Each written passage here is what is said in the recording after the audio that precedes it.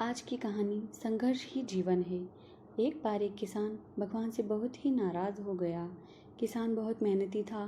बहुत मेहनत से वह खेतों में अनाज उगाता, उसकी देखभाल करता, पर अक्सर उसकी फसल खराब हो जाती। कभी सूखा पड़ जाता, कभी बाढ़ आ जाती, कभी तेज़ धूप, कभी आंधी।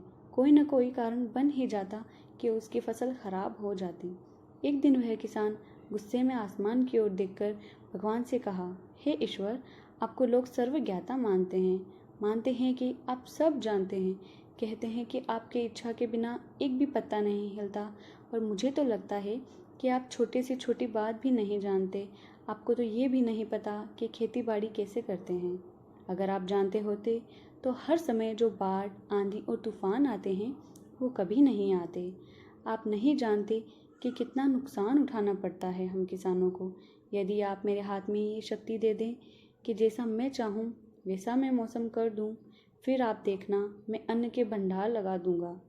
भगवान इस किसान के तीखे वाक्य सुनकर मुस्कुरा रहे थे, और वह किसान के सामने प्रकट होकर बोले, मैं आज से तुझे यह शक्ति देता हूँ कि तुम अपने खेतों पर तुम्हारी जैसी इच्छा हो तुम वैसा मौसम कर दोगे। मैं बिल्कुल भी दखल नहीं दूंगा, तुम्हारी इच्छा से सब कुछ होगा। किसान बहुत खुश हो गया। किसान ने गेहूं की फसल अपने खेतों में बोई। जब उसे लगा कि खेतों को धूप चाहिए तो खेतों को धूप मिली। जब पानी बरसना चाहिए तभी पानी बरसा। आंधी, तूफान, बाढ़, कुछ भी उसने अपने खेतों पर आने नहीं दिया। किसान के खेत में इस वर्ष ऐसी फसल हुई जैसी कभी नहीं हुई थी। हरी भरी लहलहाती फसल।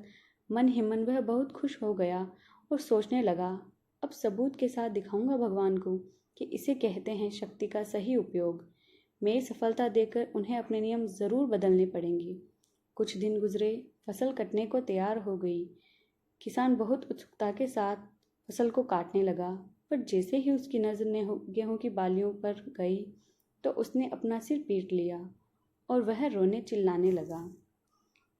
गेहूं की एक भी बाली के अंदर गेहूं का दाना नहीं था। सारी बालियां अंदर से खाली थी।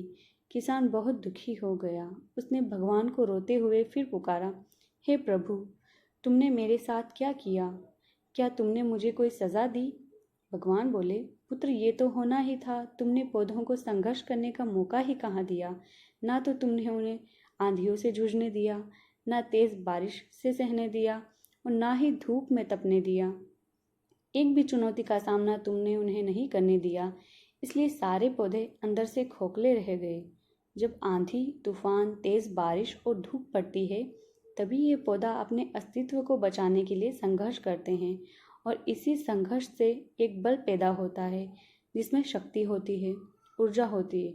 और यही ऊर्जा पूर्ति तेरे गेहूं के दानों की तरह जो इन्हीं फूटी तूने उन्हें कठिन परिस्थितियों से गुजरने नहीं दिया जहाँ उनके अस्तित्व का जन्म होता।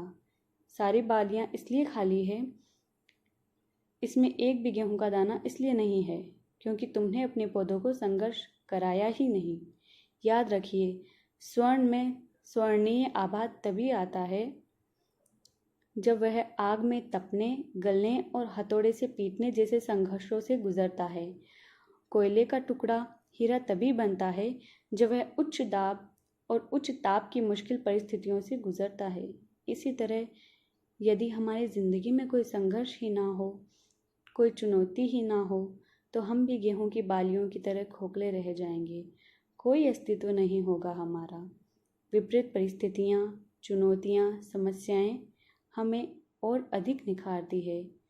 यदि जीवन में कठिन परिस्थितियाँ और चुनौतियाँ आए तो घबराना मत, बल्कि सामना करना। विश्वास करना कि आप और अधिक निखर जाओगे और अधिक मजबूत बन जाओगे। किसी ने कितना सही कहा है, जिंदगी जीना आसान नहीं होता, बिना संघर्ष कोई महान नहीं होता। जब तक ना पड़े हथौड़े की चोट तब तक पत्थर भी भगवान नहीं होता।